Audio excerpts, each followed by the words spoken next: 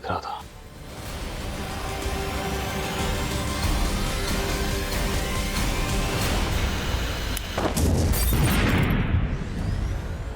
हमारी एक गलती से 9 लोगों ने अपनी जान गंवा दी।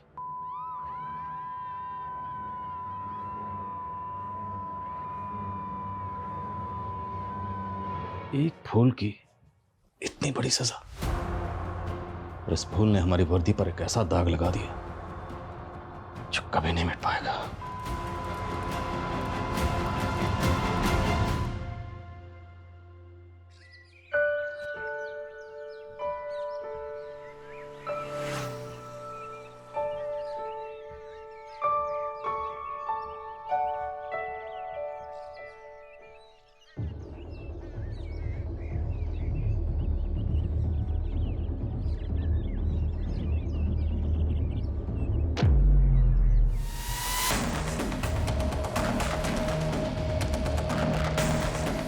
अरे मूर्खो, ये क्या कर रहे हो? अरे भगवान का पैसा है वो। अरे रुको, चोर चोर, अरे रुको, चोर पकड़ो, चोर। ए रुक रुक रुक, मंदिर का पैसा चुराता है, रुक।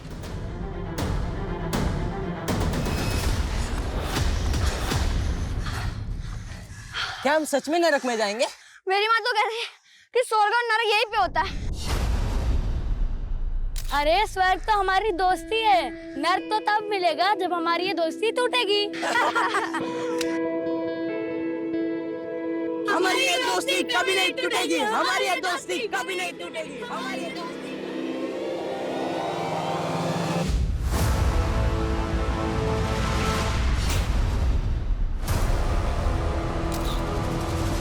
दोस्ती नहीं बची तो अब दोस्त भी नहीं बचेंगे। जयंत और गुरु को अगर मुझसे कोई बचा सकता है तो वो है सिर्फ उनकी मौत।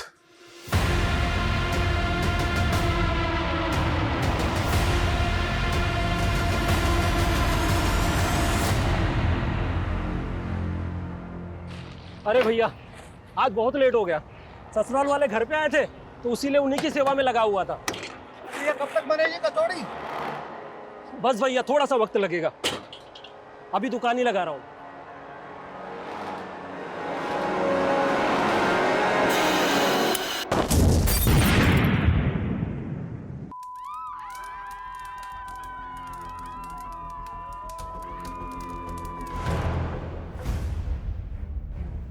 पहले ये माना जा रहा था कि ये धमाका किसी गैस सिलेंडर के फटने से हुआ है, लेकिन अब सामने आ रहा है कि ये धमाके के पीछे किसी आतंकवादी संगठन का हाथ भी हो सकता है। सरकार ने आश्वस्त किया है कि एटीएस पूरी गंभीरता से इस मामले की जांच करेगी। देखिए, हम जनता से अपील करना चाहते हैं कि वो पैनिक ना हो। हम जल्द से जल्द आरोपियों को पकड़ने की कोशिश करेंगे। राधिका बेटा, ये टीवी क्यों बंद कर दिया? पापा, नाना बनने वाले आप। ऐसी खबरें सुन के ना मेरा बच्चा डर रहा है। अच्छा, तो ये टीवी हमारे नाती ने बंद करवाया है। हाँ हाँ, तो समझ जाओ इशारा कि आगे आगे इस घर में हमारे नाती का राज चलने वाला है। बिल्कुल। वैसे नातिन भी तो हो सकती है ना? अरे भाई, राम जाने वो तो है, दोनों का ही वेलकम है यहाँ। अरे हाँ, तुमने दामाद जी से फोन पे बात कर ली ना कि भाई डिलीवरी के वक्त उन्हें फुर्सत मिल जाएगी काम से या नहीं? हाँ पापा, उन्हें तो बेसब्री से इस बच्चे का इंतजार है। वो तो हमें भी है। हाँ? नमस्ते चाचा जी। नमस्ते नमस्ते दीक्षा बेटी। ये लीजिए चाचा जी, आपके लिए स्पेशल करेले की चटनी, आपकी डायबिटीज में बहुत फायदा करेगी। भाभी, आप कितना सोचते हो पापा के लिए। हाँ भाई, कहीं तेरा ससुर बुरा ना मान जाए जो तुम हमारी इतनी सेवा करती रहती हो। मेरे ससुर आपके बचपन के दोस्त है चाचा जी, तो इस लिहाज से मैं आपकी भी तो बहू हुई ना। लेकिन वक्त के साथ बहुत कुछ बदल गया बेटा। तेरा ससुर जयंत तो अब भी मेरे नजदीक है, लेकिन वो भुवन। चिंता मत कीजिए चाचा जी, मेरी भी इच्छा है कि आप तीन लोग फिर से एक साथ हो जाएं, पहले की तरह। अब अच्छा चाचा जी, आपको याद है ना कि कल आप तीनों की जमीन में पानी भराई शुरू करनी और पूजा भी है। हाँ बेटा। इनकी इच्छा थी कि इस बार पूजा राधिका ही करे, लेकिन ये सोच रहे थे कि कहीं इससे भुवन जी और तुम्हारे ससुर जयंत जी को कोई ऐतराज ना हो। अरे चाची जी, इसमें ऐतराज की क्या बात है? आप समझो कि कल पूजा राधिका ही करेगी। तू होती कौन है डिसाइड करने वाली कि पूजा कौन करेगा? बीवी हूँ आपकी, और इस घर की बहू भी, और मैंने पापा अरे जी पापा जी का बस चले तो अपनी सारी जमीन उन्हीं के नाम कर दे। तू आज के बाद वो करेगी जो मैं कहूंगा। सोहम, ज्यादा मर्दानगी मत दिखा।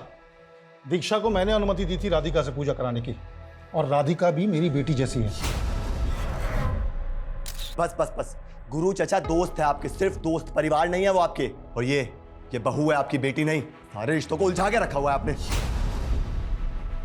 तूने तो बहुत सुलझा के रखा है ना, बेटा होने का फर्ज अदा कर रखा है ना तूने तो। हाँ तो ठीक है ना, बना लो किसी गैर को अपना बेटा। जब धोखा खाओगे ना तब पछताओगे।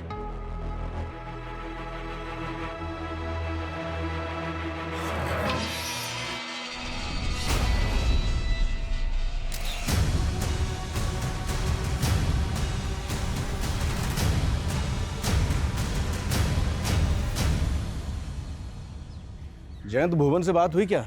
आ रहा है वो? आपका न्योता भेजेंगे उसको यार, छोड़ उसको, दारू पी के पड़ा हुआ कहीं पे।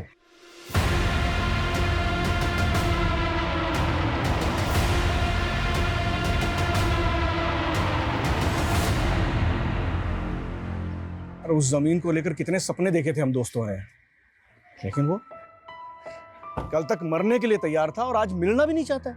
यार वो हमारी दोस्ती के काबिल ही नहीं है यार। लेकिन इस जमीन में उसका भी हिस्सा है, जो भी फसल होगी ना उसे भी भिजवा देंगे। अच्छा, मतलब मेहनत हम करें, फल वो खाएगा? पागल हो गया क्या? बचपन के दोस्त हैं हम, वो हमें गैर कर सकता है, लेकिन हम अपनी दोस्ती का फर्ज नहीं भूलेंगे, समझे? ठीक है यार। राधिका, राधिका, तुम वेद,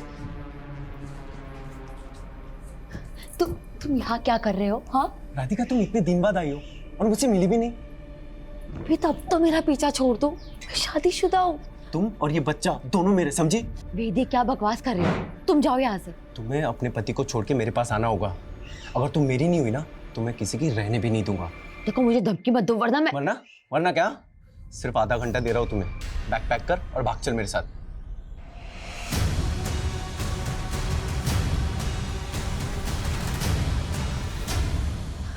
भाभी प्लीज, किसी को कुछ मत बताना, रिक्वेस्ट प्लीज।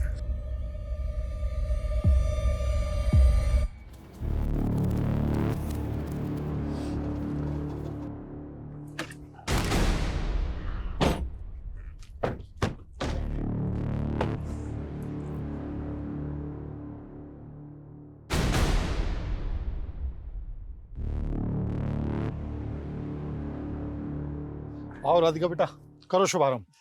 जा बेटा।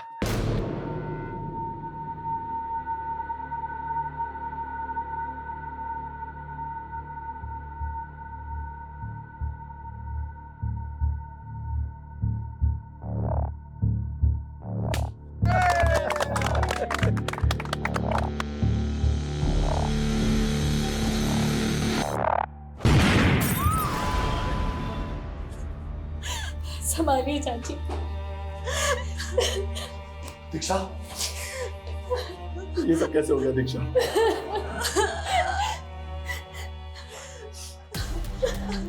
ये जमीन पे धमाका हुआ वो आपकी? जी हाँ सर। बताएंगे धमाका कैसे हुआ? सर जब धमाका हुआ तब मैं वहां नहीं था। लेकिन डॉक्टर साहब, मेरे पति कैसे हैं? आई एम सॉरी, उनकी डेथ हो गई।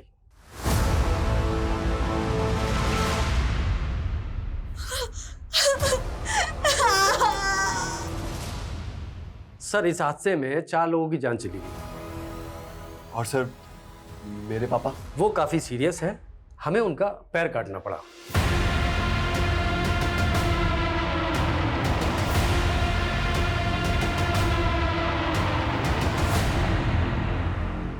इस छोटे से गांव में ब्लास्ट हुआ है। इस ब्लास्ट में 4 लोगों की मौत और एक व्यक्ति गंभीर रूप से घायल है। धमाके की वजह अब तक पता नहीं चल पाई है।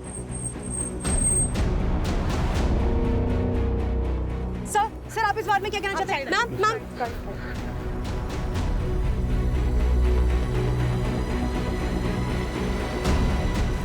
सर, मेरी ट्यूबवेल कमेटी के मैनेजर से बात हुई। उसका कहना है कि मशीन में तो कोई प्रॉब्लम नहीं थी। तो धमाके की वजह क्या थी? सर, फॉरेंसिक को ट्यूबवेल में एक्सप्लोजिव के ट्रेसेस मिले। शायद एक्सप्लोजिव को ट्यूबवेल में प्लेस किया गया था। दोस्ती नहीं बची तो अब दोस्त भी नहीं बचेंगे। जयंत और गुरु को अगर मुझसे कोई बचा सकता है तो वो है सिर्फ उनकी मौत। मेरा पूरा परिवार तबाह हो गया।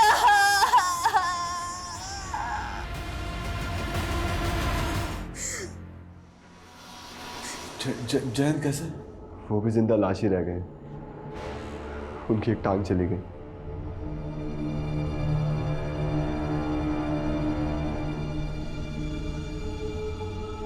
हम तीनों मिलके ना एक बड़ी सी जमीन खरीद लेंगे और उस पे हम खेती करेंगे और हम तीनों भाइयों की तरह हमेशा एक साथ रहेंगे। भाइयों, सालों का सपना पूरा हो गया, ये रही हमारी जमीन। सपना पूरा कैसे नहीं होता गुरु, बहुत दिल से देखा था। लेकिन यार आधी उम्र निकलने के बाद ये सपना पूरा हुआ है।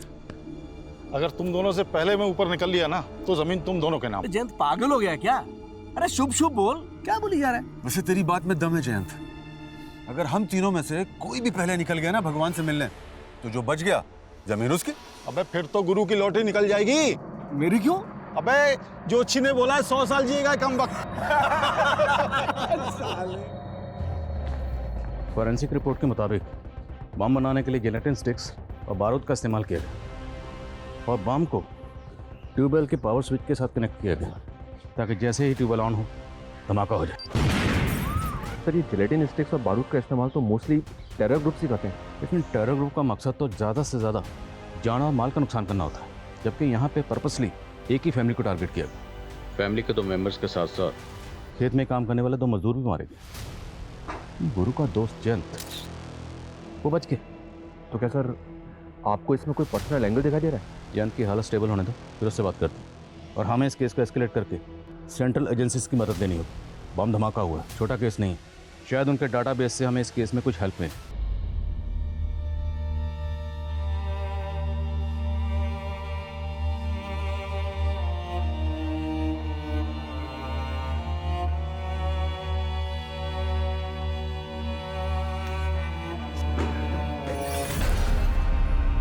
ये सब कैसे हो गया? मुझे मेरी बीवी और मेरा होने वाला बच्चा वापस चाहिए। अरे आपके भरोसे छोड़ के गया था मैं उसको, आपने उसका इतना भी ख्याल नहीं रखा। अरे उसके बिना मैं कैसे जीऊंगा अभी?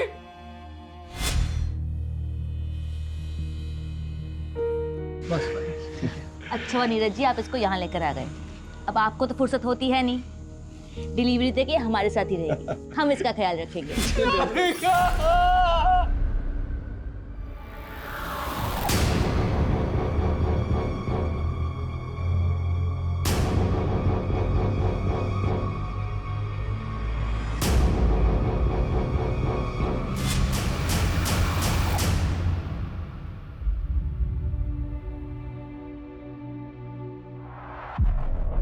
अच्छा, आजकल अपने बाप का हालचाल लेना भी छोड़ दिया। मुझे जिंदा देख के खुश नहीं ना तू? क्या मतलब है आपका? तू उस दिन था कहाँ जिस दिन ये धमाका हुआ? आप तो मुझे खुद की खुशी में शामिल करके खुश नहीं थे ना। खुशी तो मातम में तब्दील हो गई। मेरा दोस्त चला गया, उसकी बेटी चली गई। उनके बुरे कर्म, नहीं बच पाए वो, लेकिन आपने जरूर कुछ अच्छे कर्म किए होंगे जो आपकी जान बच गई। और मुझे कोस के ना आपका ये प्यार वापस नहीं आने वाला, समझे?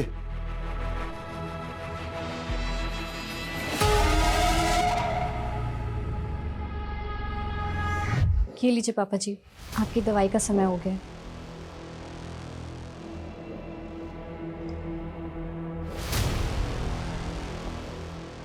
तुझे क्या लगता है सबके पीछे मेरा बेटा? नहीं नहीं पापा जी, ऐसा मत सोचिए आप। अब इससे और चौकन्ना रहना होगा। Please have a seat. इस गांव में जैसा ब्लास्ट हुआ है, 1 महीने पहले मुरादाबाद सिटी में हुआ ब्लास्ट भी बिल्कुल ऐसा ही था। यहाँ ट्यूबवेल में जिलेटिन स्टिक्स और एक्सप्लोसिव का इस्तेमाल किया गया और वहां पर उन्हें एक स्टोव में प्लांट किया गया था। नजरपुर मुरादाबाद से महज 20 किलोमीटर दूर है, तो इन दोनों ब्लास्ट का आपस में क्या कनेक्शन हो सकता है? और उस ब्लास्ट में तो किसी टेरर ग्रुप के इन्वॉल्व होने की अटकलें थी। लेकिन अभी तक किसी टेरर ग्रुप का लिंक नहीं मिला है इसके पीछे। और वो जो बॉम्ब था, होममेड बॉम्ब था। Homemade bomb? यस, एकदम देसी तरीके से बनाया गया। तो क्या ये मुमकिन है कि ये दोनों बॉम्ब बनाने वाला शख्स कोई एक ही हो? हमारे इन्फॉर्मर्स की टिप पर हमने ऐसे कई ठिकानों पर रेड मारी जो एंटी सोशल ग्रुप द्वारा ऑपरेट किए जा रहे थे। लेकिन कोई ब्रेक थ्रू नहीं मिला। हमारे लिए सबसे बड़ा सवाल ये है कि ये जिलेटिन स्टिक्स और डिटोनेटर उस अननोन बॉम्ब मेकर तक पहुंच कैसे रहा था।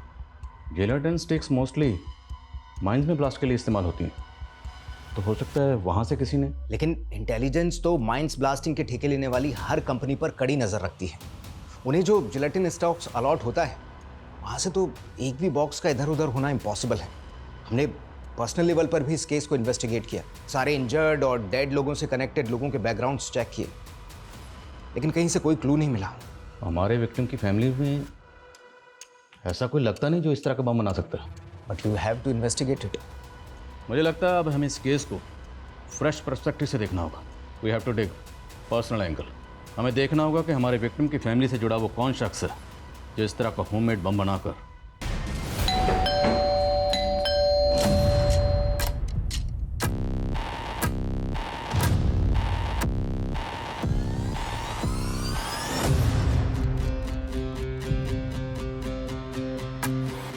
ज्ञान जी, क्या लगता है आपको कौन हो सकता है जिसने आपके दोस्त गुरु और उनकी बेटी राधिका के साथ साथ आपकी भी जान लेने की कोशिश की?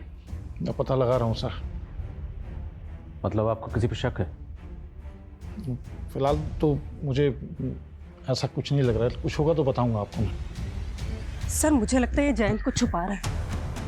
तो ये वाकई जानता होगा कि धमाके के पीछे किसका हाथ है। जयंत इसकी फैमिली के बारे में पता करो, तब तक हम गुरु की बीवी और राधिका के पति से मिलते हैं।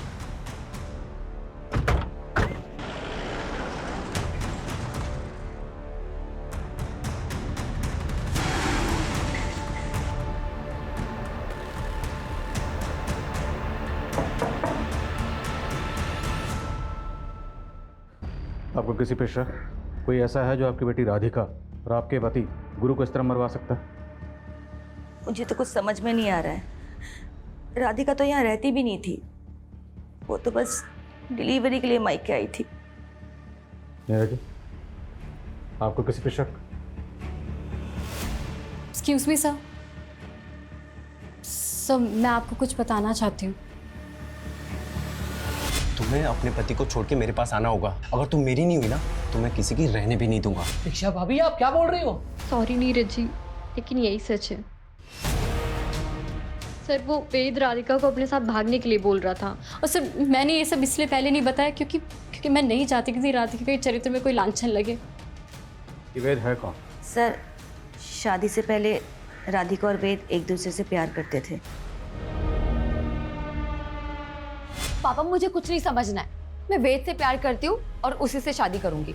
वो जाहिल गवार इस घर का नौकर बनने के लायक नहीं है और तुम इसे घर का दामाद बनाना चाहती हो। पापा भले उसे अपना दामाद ना बनाओ, लेकिन मैं उसे अपना पति मान चुकी हूँ। राधिका मैं तेरे हाथ जोड़ता हूँ, मेरी बात मान जा बेटा।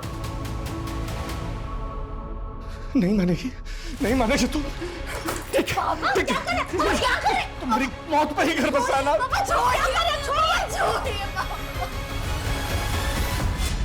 इसके बाद राधिका वेद को भूल गई थी। नीरज जी, आपकी और राधिका की शादी को कितना वक्त हुआ? 7-8 महीने सर। तो इन 7-8 महीनों में राधिका ने कभी अपने पास के बारे में आपको कुछ नहीं बताया? नहीं सर। ये वेद रहता कहाँ? सर मैंने कुछ नहीं किया सर मैंने कुछ नहीं किया सर मोटर मैकेनिक हूँ सर, घर से सारा काम संभालता हूँ। और आपको सर मैं बॉम्ब बनाने वाला दिख रहा हूँ, कोई मिला नहीं तो आप मुझे फंसा दोगे। फंसाएंगे नहीं, साबित करेंगे। अगर सच नहीं बोलेगा ना तो ऐसे ही धोएंगे तुझे। मैं सच बोल रहा हूँ सर, मैंने कुछ नहीं किया है। मैं सर राधिका से प्यार करता था और राधिका भी मुझसे शादी करना चाहती थी, लेकिन सर उसके बाप ने। लेकिन उसके बाप ने क्या? उसके बाप और राधिका दोनों को? नहीं सर, राधिका मेरे बच्चे की माँ बनने वाली थी। क्या बोला तुमने? सर राधिका मेरे बच्चे की माँ बनने वाली थी सर।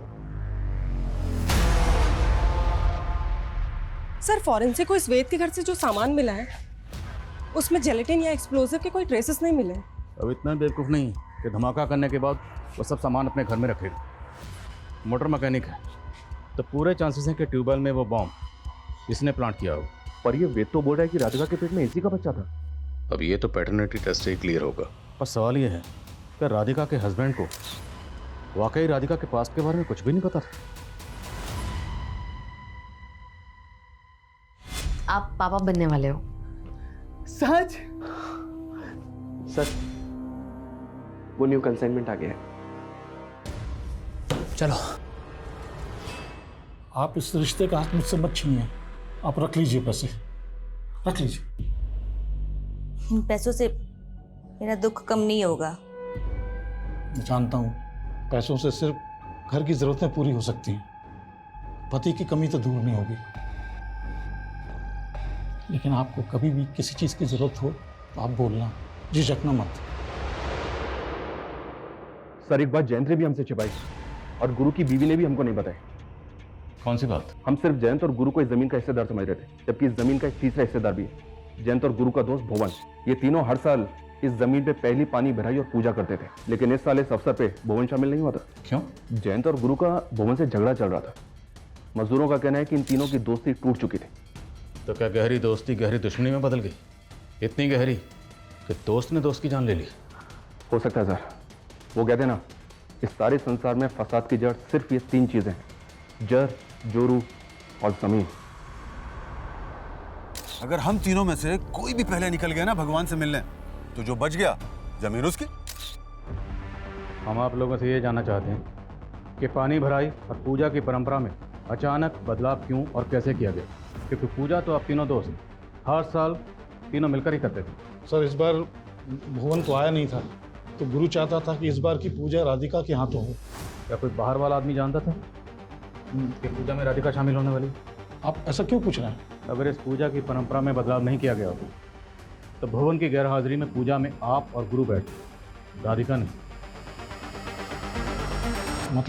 मतलब ये कि टारगेट आप और गुरु दोनों हो सकते हैं। अब ये बताइए वो कौन हो सकता है जो दोनों जमीन मालिकों को मारना चाहता था?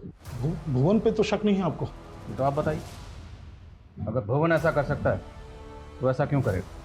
क्योंकि सर हमारी सालों की दोस्ती एक बहुत बुरे मोड़ पे आके टूटी थी। जैन, अरे भुवन को तुझसे कुछ बात करनी है। अरे तो तू बिचौलिया क्यों बन रहा है? वो बोलेगा ना। यार मैं हमारी दोस्ती का रिश्तेदारी में नहीं बदल सकती। मैं चाहता हूँ यार सोहम और मीनाक्षी की शादी हो जाए। अरे यार तूने मेरे मन की बात छीन ली यार। और सोहम और मीनाक्षी तो बचपन के दोस्त हैं। ये हुई ना बात।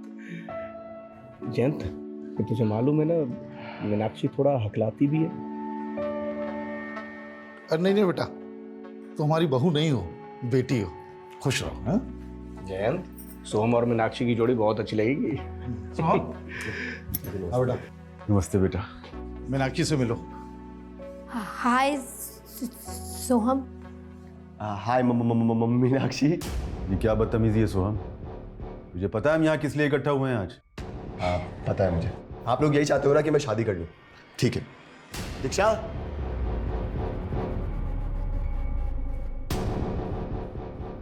आओ ना।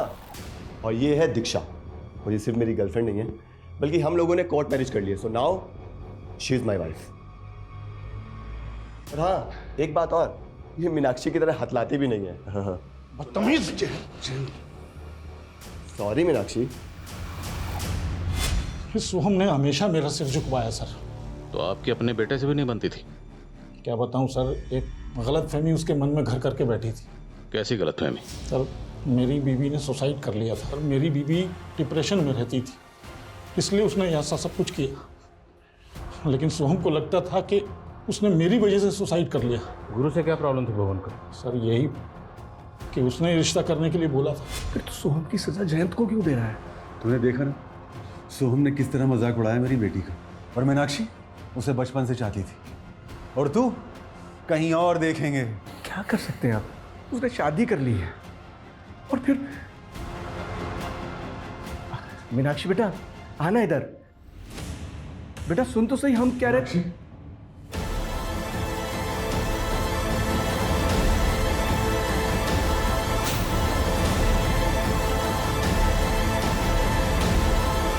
भुवन टूट गया था, शराब में डूब गया था। हम दोनों को अपना बैरी समझने लगा था सर। मंजू जी, आपको भी यही लगता है कि भुवन ऐसा कर सकता है? जी।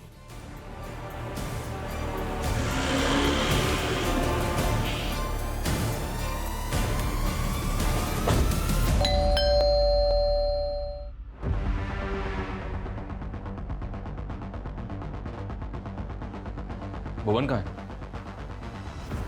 हमें शक है कि आपने अपने दोस्त गुरु को बॉम्ब से उड़ाया? वो मेरा दोस्त नहीं था, दुश्मन था। और मेरी बेटी के साथ जो हुआ ना, वो दुश्मन ही कर सकता है, दोस्त नहीं। और मैं इतना घटिया आदमी नहीं हूं कि अपना बदला लेने के लिए मासूम लोगों को बलि पे चढ़वा दूं। कहना क्या चाहते हैं? कहना ये चाह रहा हूं कि गुरु और राधिका की मौत के बाद जयंत का मन तो अंजू के घर पे ही लगता है सिर्फ। जो भी बात है साफ साफ बोल। उसकी एक टांग कट गई तो इसका मतलब ये नहीं है कि वो धमाके नहीं करवा सकता। बहुत शातिर है वो साला। मेरे सामने जुबान लड़ाएगी? पति मैं हूं तेरा या मेरा बाप? शर्म नहीं आती आपको ऐसे गिरी हुई बात बोलते हुए? बस कर कमीने, इस लड़की को लव मैरिज करके लाया है तू ना, और अब इसके साथ ऐसा व्यवहार कर रहा है। अब इसे फेंक के बाहर दूसरी लेके आऊंगा, बताओ क्या करोगे? आपने भी तो मेरी माँ के मरने के बाद बाहर बहुत मुंह मारे हैं ना, और अब ये गुरु चाचा की बीवी को ले जा रहे हैं। वाह तमीज! गलत किया मैंने जो अपनी जबान बंद रखी। पुलिस को तेरा नाम बता देना चाहिए था मुझे। आदिल खान जी, कहाँ तक पहुंची आपकी जांच? पर्सनल एंगल तो कई सामने आए, लेकिन अभी तक हमारे हाथ में एक भी ऐसा पुख्ता सबूत नहीं लगा जिससे ये लगे कि हमारी सस्पेक्ट लिस्ट में कोई ऐसा है जो इस तरह बम बनाकर ये जुर्म कर सकता है। ओके। ये नीरज अपनी बीवी के साथ बरेली में रहता था ना? तुरंत बरेली जाओ, उसके घर में सर्च करो। Okay sir.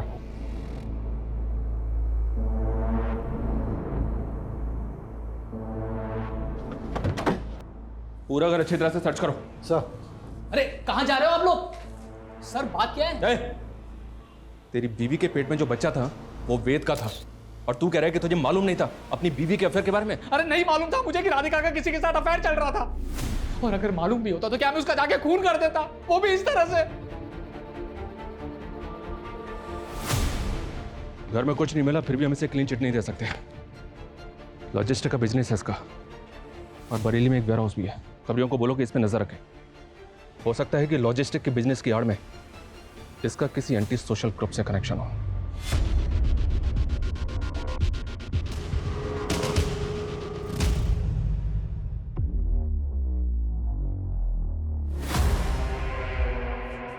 पापा जी आपकी चाय। पापा जी इतना कैश लेके आप कहाँ जा रहे हैं? मैंने और गुरु ने मिलके एक ट्रैक्टर लेने का सोचा था। अब गुरु तो रहा नहीं, लेकिन उस जमीन पे खेती तो करनी है ना, बस इसलिए ट्रैक्टर खरीदने जा रहा हूँ।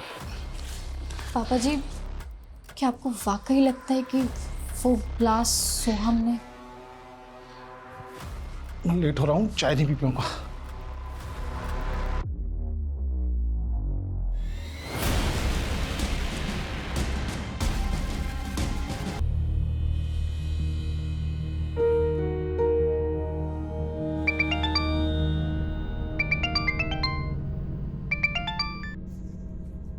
अंजू भाभी कहाँ हैं आप? देखिए मैं वहाँ आके लोगों की नज़र में नहीं आना चाहती। वैसे भी आपका बेटा आपको और मुझे लेकर शक करता है, बेहतर है कि हम ना ही मिले। मैं आपकी दुविधा समझ सकता हूँ।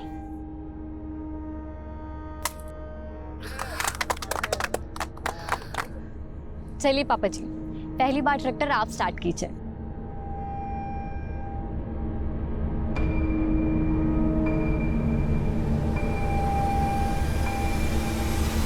सर ऐसा लग रहा है इस बार बॉम्ब ट्रैक्टर में प्लांट किया गया था। एक विटनेस के मुताबिक ट्रैक्टर स्टार्ट करते ही ब्लास्ट हो गया। मुरादाबाद में स्टोव में ब्लास्ट हुआ, और यहाँ पे पहले ट्यूबवेल में, ट्रैक्टर में ब्लास्ट। शर्मा आखिर ये कौन है जो इस तरह बम ब्लास्ट करके एक के बाद एक धमाका कर रहा है? दीक्षा, दीक्षा, ये सब कैसे हो गया दीक्षा? सब पापा जी की गलती थी कि उन्होंने तुम्हें बख्शा। तुमने मार डाला पापा जी को।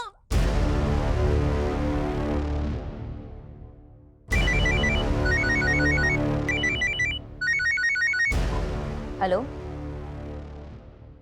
क्या ब्लास्ट हो गया? कुछ ही हफ्तों के अंदर ये तीसरा ब्लास्ट हुआ है और पुलिस सिर्फ तीनों ब्लास्ट में मरने वाले लोगों की आपसी रंजिश में उलझी हुई है। क्या उन्हें नहीं लगता इसके पीछे कोई और बड़ी साजिश? मैं कमिंग सर? Coming sir. हमें सोहम पे ट्यूबवेल वाले ब्लास्ट के दौरान भी शक था, और इस बार तो इसकी बीवी भी। लेकिन शर्मा, क्या सोहम इस तरह का बम बनाने में शामिल हो सकता है? मत भूलो, फॉरेंसिक के मुताबिक ये बम लो इंटेंसिटी का था, लेकिन इस बम में भी गिलेटिन स्टिक इस्तेमाल हुई, और जिस तरह से ये बम ट्रैक्टर में प्लांट किया गया, ये किसी एक्सपर्ट का काम है। हम और अंधेरे में तीर नहीं चला सकते। ये मीडिया वाले पहले हमारी धज्जियां उड़ा रहे हैं कि हमारी तहकीकात गलत डायरेक्शन में जा रही है। तो सर हमें क्या करना चाहिए, क्योंकि एटीएस को भी फिलहाल ऐसा कोई क्लू नहीं मिला है जो हमें हेल्प करे। अभी तक हम नज़रपुर में जो ब्लास्ट हुए हैं उन्हीं को इन्वेस्टिगेट कर रहे हैं, और अब मुझे लग रहा है कि जो मुरादाबाद में ब्लास्ट हुआ उसमें जो एटीएस की इन्वेस्टिगेशन है हमें उसे भी क्लोजली स्टडी करना चाहिए, क्योंकि हो सकता है उस इन्वेस्टिगेशन में कोई ऐसी बात हो जो एटीएस से मिस हो गई लेकिन वो बात हमारी नज़र में आ जाए। सर इतनी बार बताया तुझे कि आने से पहले दरवाजा नॉक कर लिया कर। Sorry sir. सर एक बात हमसे कंप्लीटली मिस हो गई।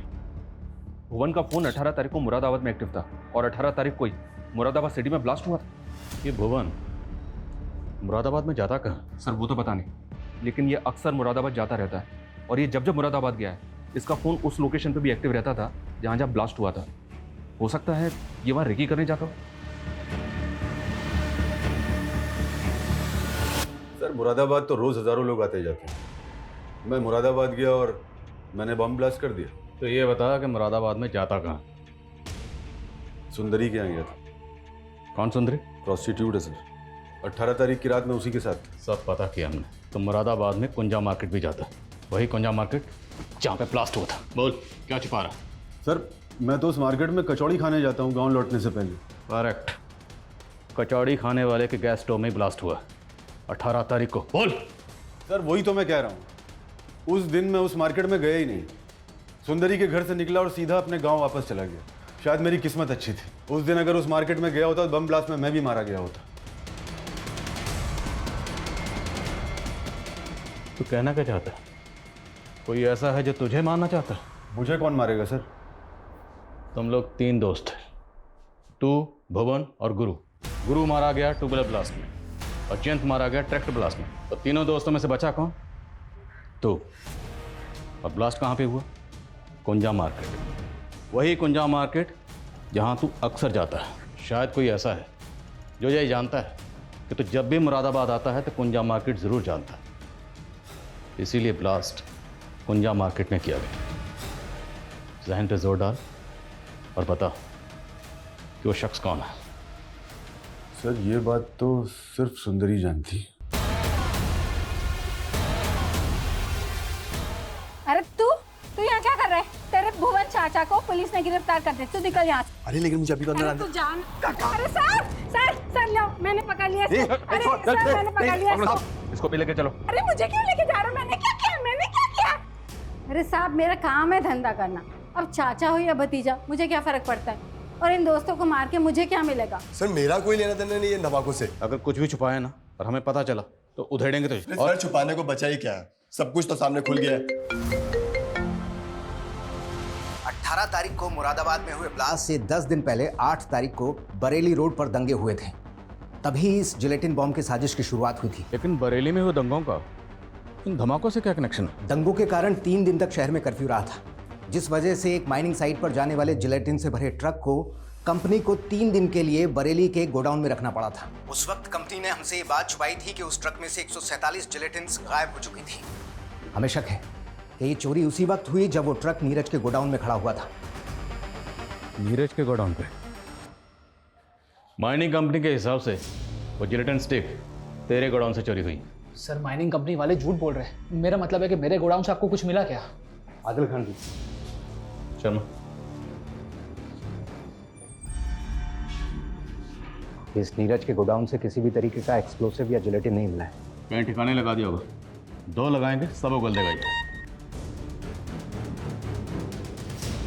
ये उस दिन की वीडियो फुटेज आई है मेरे पास, जिस दिन जिलेटिन से भरा ट्रक इसके गोडाउन में खड़ा था। सर ये मोहित है। कौन मोहित? सर दीक्षा का भाई।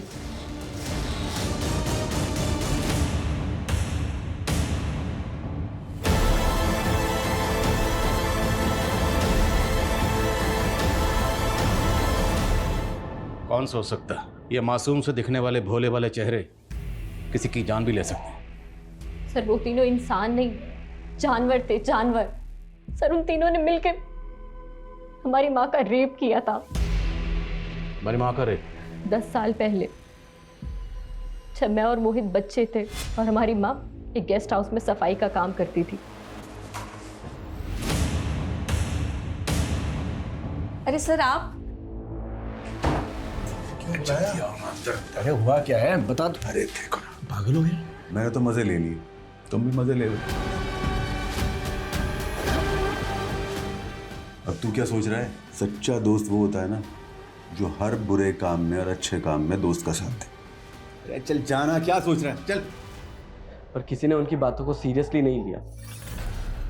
हमारा बाप टूट चुका था, उसने हमारी माँ के साथ मिलकर हमें जहरीला खाना खिलाया, सुसाइड करने की कोशिश की।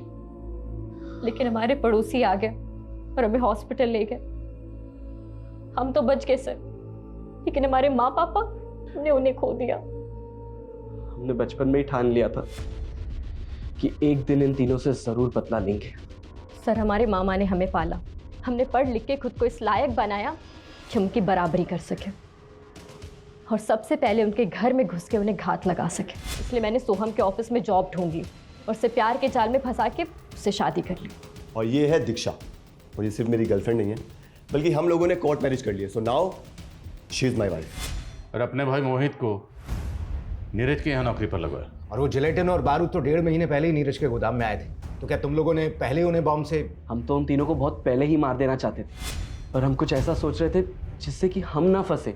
फिर हमें जेलेटिन का आइडिया आया, तो हमने सोचा कि क्यों ना इस मर्डर को बॉम्ब ब्लास्ट की शक्ल दे दें। बॉम्ब बनाना हमने इंटरनेट से सीखा। और भुवन जब भी मुरादाबाद जाता था सुबह 10 बजे के आसपास वो ठेले पे आके कचौड़ी खाता था, तो हमने एक रात पहले ही उस ठेले के स्टोव पे बॉम्ब प्लांट कर दिया था। लेकिन उस दिन बॉम्ब स्टॉल गया ही नहीं, सब बच गया। फिर तुम लोगों ने ट्यूबवेल में बॉम्ब प्लांट किया जिसमें गुरु मारा गया। कि जयंत बच गया, इसलिए हमने ट्रैक्टर में बॉम्ब प्लांट किया। सर अफसोस इस बात का रहेगा कि हम भुवन को नहीं मार सके। मैं मानता हूं तुम दोनों की मां के साथ जो हुआ वो गलत हुआ और जिसने ये किया उसे सजा मिलनी चाहिए थी। पर तुम दोनों ने क्या किया? खुद ही निकल पड़े बदला लेने के लिए और बदले की आग में इतने अंधे हो गए कि ये भी नहीं देखा इतने मासूम लोगों को मार डाला।